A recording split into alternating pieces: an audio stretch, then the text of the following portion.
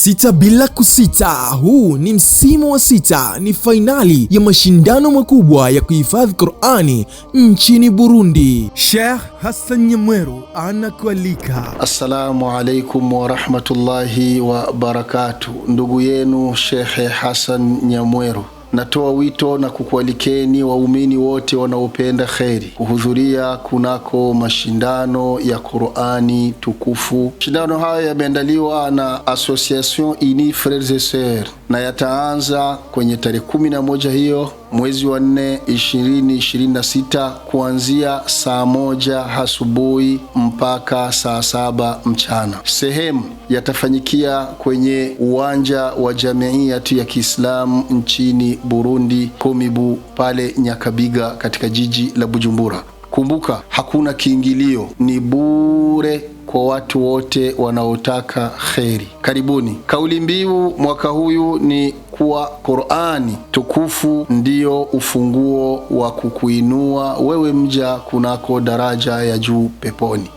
Allah tujalie sote pepo iwe ndiyo mafikio yetu. Amin.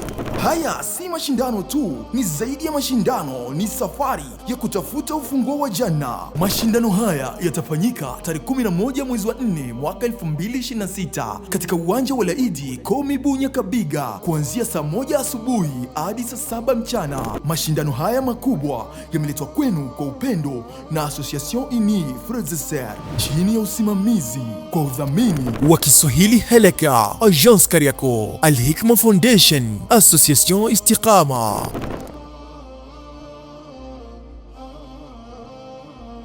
Qur'ani, ufunguo wa kuinuliwa daraja za juu peponi.